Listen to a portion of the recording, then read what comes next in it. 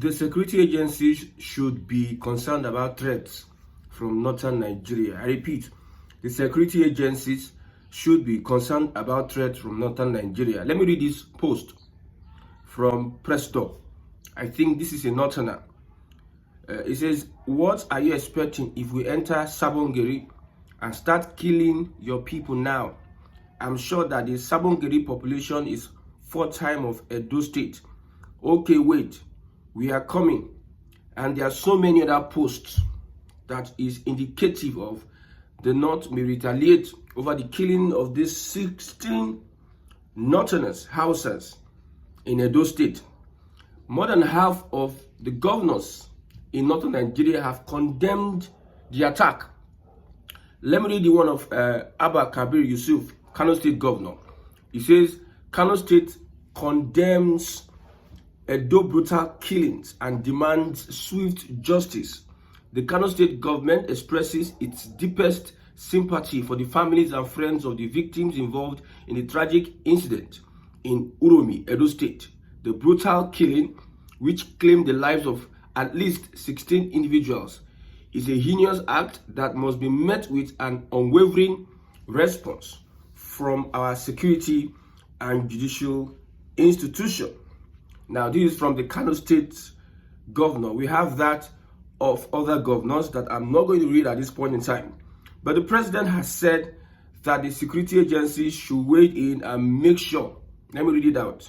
President Tinubu has instructed a manhunt for the individuals responsible for the murder of hunters in Edo State. Expressing his shock at the heinous act on Thursday, he has called on the police and other security agencies to carry out prompt and comprehensive investigations and to bring the suspect to justice.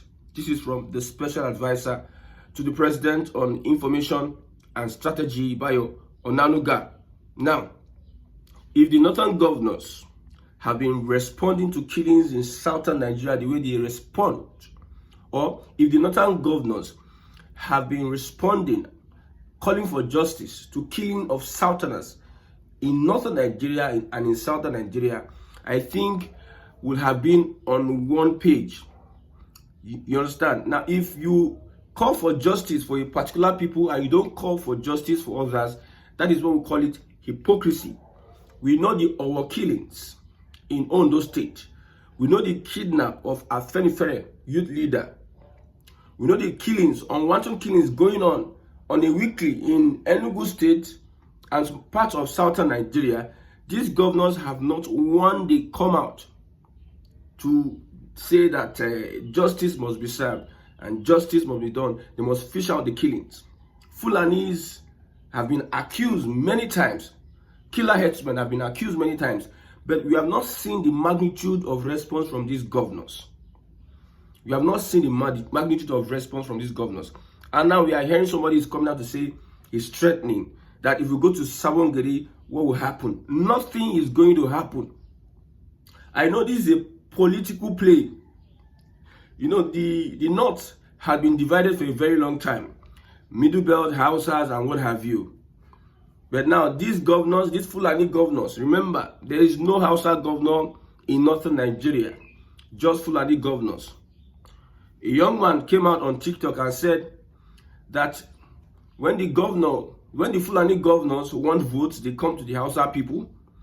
But when they make appointments, they pick their own people, their own Fulani people. This is Ibrahim Modibo Sanusi. He's saying that 1 million naira reward for anyone who can identify these criminals and provide information leading to their arrest. If you have any information, please come forward. So they are putting out bounty. Individuals in the north are putting out bounty for these killers. But I've been saying it over and over again. The hypocrisy is just thinking. It's just smelling. None of these people, these individuals you're seeing now, none of them had ever, I've not seen the same Deborah that Atiku tweeted, because Atiku reacted, responded to this. The same Deborah that Atiku tweeted, he later deleted it because of the pressure from the northern part of the country. I will also repeat it and say, why would you be carrying gun whether it is licensed. You see, wisdom sometimes is profitable to direct. If a Southerner will be carrying such weapon and brandish it, or you see a Southerner with gun here and there, it calls for concern with the recent reports and killings we have been hearing all over the country. And these guys are sharing the faces of some of the people in that video captured in the incident. They are sharing their faces. And we heard that arrest has been made and more investigations are going on in Edo State. I hope the security agencies would also do same to those killers, those Fulani headers. I will make it public in Ehamufu and other parts of Nigeria. Somebody is coming out to tell us that aside Deborah, which other jungle justice have we seen in northern Nigeria? Well, we don't need to react or respond to such elements because we know that some people from a particular section of the country, there's a way they do their things that is different from every other person's. The reasons why you don't really see some of these reports of jungle justice in northern Nigeria is because media-wise, social media, when it comes to the south, any small thing, social media don't carry it. Somebody is always having a good phone to capture what is happening. But does that apply in northern Nigeria? Somebody might be killed and nobody, in the thick forest, in the bush, and nobody will cover it. People are missing. There's a report of a policeman who his colleagues connived in northern Nigeria, and they killed him, they burnt his house, and unalived his 2 children in northern Nigeria. His colleagues, in quotes, who are northerners. There's no video of that. If that happened in the south part of Nigeria, there will be somebody will have a phone, because we are a bit enlightened to use the media to our own advantage. But in north, it's not like that. So somebody will come from that region, which they seldom report their issues. Boko Haram, ISWAP have been doing a lot of things. Like that video of this, is it ISWAP? I don't know. Unaliving those soldiers. They took it themselves. If it happened in a random place, nobody will be having such a phone in the northern part of Nigeria. Most of the time, when you see some of the videos from the northern part of Nigeria, you see the quality of the video quality. The camera will just be shot and everything. So whatever happens in southern Nigeria is likely to be documented because everybody's aware of using the social media to their own advantage, not like northern Nigeria. So somebody coming to asking that question, that tell me how many jungle justice has happened in northern Nigeria, or are you going to ask how many of these cases have been reported? That's the question. Because on a daily, sometimes people have given their experience of how they stayed in the north and they left because of the volatile environment, the unwelcoming environment. Any point in time, somebody is coming to attack you, somebody is coming to kill you because of one jihadist movement or whatsoever. That is constant in the north.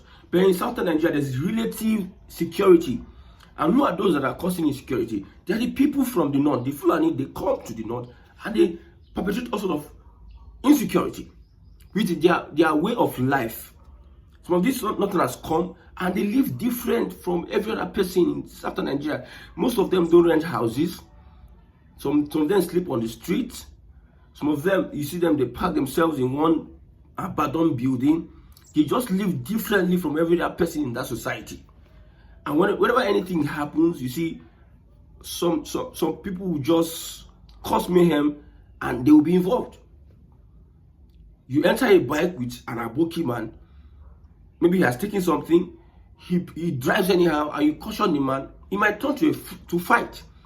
And when there's an altercation between you and that Hausa person, you see like 20 to 30 of them would stop their bikes, and they are ready for a confrontation. Why? Because somebody refused to behave well. So when you see somebody with such guns in an environment whereby people are being kidnapped by northerners, in quotes, by northerners, people are being kidnapped, killed, and there are some of them maybe in that crowd, they have had one of their relatives victims of this. You will know the anger. The anger is so. The security agencies need to investigate and be fair in all their investigation. However, and they should be also concerned about these people brandishing their weapons. and let them have a readily whatever. If you are approving these dang guns for them, somebody is saying that the North is enough for them. No, they can go anywhere and hunt. There's so far that they have been approved by the authorities. But however, look at the politics. Most of the people we have in our force today, they are from the northern part of Nigeria, so expect them getting approved. So since we have all subscribed to this one Nigeria project, we must bear it like that. We must bear it. Since we have all decided that the unity of Nigeria is non-negotiable, we must have to bear it. Now in Nigeria, maybe somebody might just be shot. There's no 911. You might just die in the process. There's no, it's risky. These guys might just use their hunting expedition or excuses, might use it for kidnapping purposes, and they use it to make fast money. They might, it's possible. It's volatile. It has gotten to that point whereby people are so concerned about the other person having that kind of weapon when you hear stories of people being kidnapped. So almost half of the governors in northern Nigeria, almost all the influencers, all those that are influencing for northern governors, almost everybody is coming out to say, let us call out these killings. But when it comes to the other, if it's a southerner, you will not see them. I say the hypocrisy is stinking to the high heavens. No threat, nobody's threatening anybody, nothing's going to happen. No killings, nobody is, the security officials are on the matter. So anybody that's making a careless statement will have to face the music. Don't make any careless statement, because sometimes some of these guys, they take drugs that they might misbehave and start doing what somebody will carelessly tweet on social media. Alamin Ahmad says, this is the kind of day that all Arewa influencers must unite and unequivocally defend the lives of fellow Northerners by suspending all PR gigs for all Northern governors until justice is served. Now, update: 4 individuals among the killers are already arrested as security forces move to launch a full-scale investigation. Justice must be served, inshallah. These are notes from Northerners. Northerners are taking this up because there's this complaint that the mainstream media, maybe they are waiting for the next day for them to look at the whole issues, because you need to understand where those guys are coming from, have your credible information. Because I think the mainstream media are slow in reporting this, but however, they are eventually going to report it, whether in their front page or at their back page. But let the security officials make sure that this does not escalate, because there's so much disunity in Nigeria. Even the security officials, they know themselves. There's so much disunity, hatred, because of some of the things we hear every day. Now, these governors that are fighting for the people, in quote, I'm looking at it from a different perspective. You see, the Middle Belt are saying that we don't be part of the Arewa. The Hausas have come up to say that we don't be part of Arewa. I'll put a video for you to watch. So these governors, this PR, whatever, they are looking at this opportunity. You see, the politicians can use one stone to kill 2 birds. Yes, they can do it in Nigeria. I hope, even if you are calling out the unwanted killing of these Hausa people, however, by most of the Fulani governors, whatever, the Hausas, the Middle Belt, should not forget that they need to be politically independent. Nobody should use the guise of saying we are fighting for you, and deceive anybody. They need to be politically independent. So far, we don't have any Hausa governor in the northern part of Nigeria. We have 9 Fulani governors. I thank my viewers a lot for trying to put me on the right path. We don't know everything, but however, we're learning every day. We are learning every day. But one thing I know is that these Fulani people, they can take advantage of this particular situation. You see how all of them are coming at, yeah, let's fight for this Hausa, their Hausa, let's fight for them. if we are fighting for the Hausas, let Hausas take over their political rights and their traditional institutions, their economic institutions, and their academic institutions. If you are really fighting for the Hausa, if some politicians are using that okay, we are all one. You know, this is like Arewa. We are all one. Let's come together. We are all one. We are all Arewa. We are supposed to even be one to fight against injustice. After investigations, we need to be one. Whether you are Arewa, whether you are Igbo, Hausa, and Yoruba, fight against injustice because we are all human beings. But politically, the Hausa should know that the common enemy they have is somebody that wants to take away their rights to political freedom, to economic freedom, to academic freedom. This is their number one enemy, and they need to identify those people. If you look at a report, police ban Duba activities in Kano State. Now we have 2 Kano emirs. The history of emirship in Kano State. I got somebody had to put me to correction that Dubar is a Fulani festivity. Okay? But that emirship long belonged to the Hausas. Before the Fulani came, with their Fulani jihad, and they posed the emir, the Hausa emir, and now it is the Fulani that is taking charge. 18 something.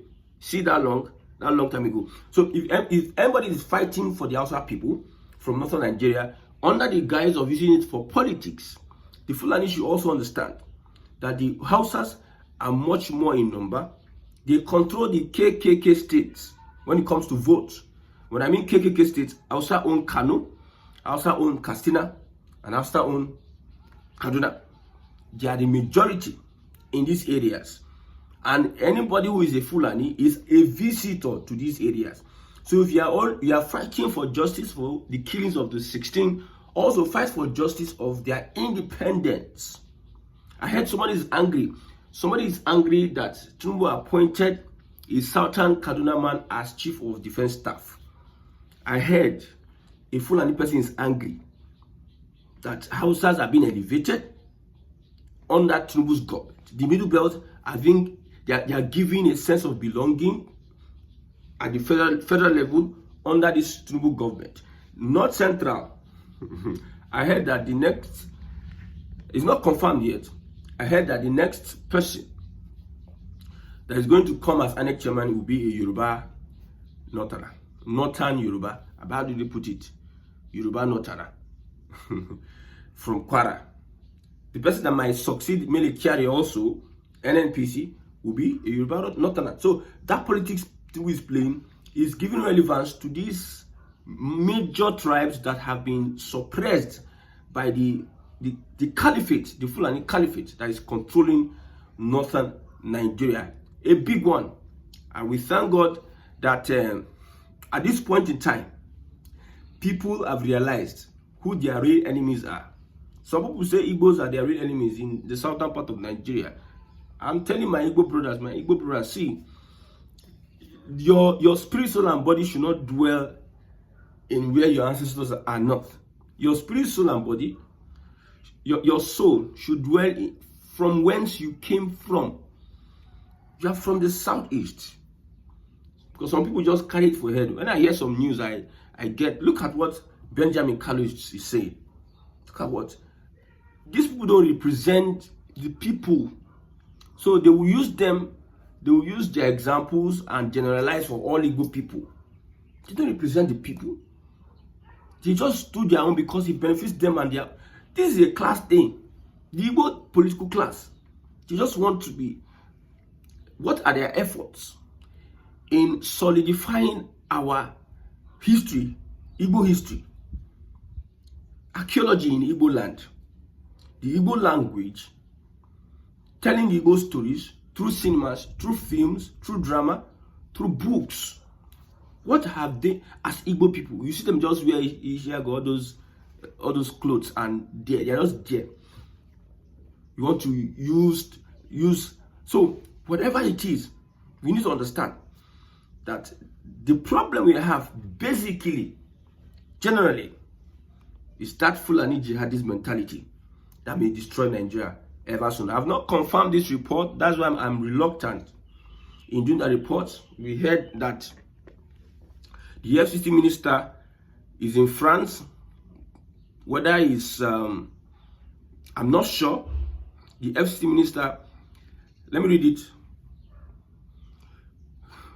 Wike collapses during meeting in Abuja due to excessive alcohol consumption. Allegation, alleged reports. I've been checking for the credibility of this report. No major news outlet have carried it. But this is just on reportedly. Former River State Governor reportedly collapsed during a meeting in Abuja due to excessive alcohol intake. Doctors have confirmed that this incident resulted in partial stroke and he has been urgently flown to France for medical treatment. The situation unfolded dramatically at the Abuja meeting when Wike suddenly collapsed. He was immediately taken to the State House clinic where doctors found a high level of alcohol in his system, which they believed triggered the stroke. Medical experts have warned that this condition may be irreversible, indicating that he might never regain full mobility. In light of the seriousness of the situation, he was rapidly transported to the hospital in France for advanced care, and his prognosis is grave. That is what I can say about the Wike issue. Let's get reports from his media, whatever. But I saw a tweet from the Wike handle in the middle of the night, trying to say Wike has commissioned project, and it's suspicious. At that point in time, Wike, I don't think has published or posted. But this sudden post by that handler, that has Wike himself posting, I think we need to know what is going to happen. Well, your guess is as good as mine.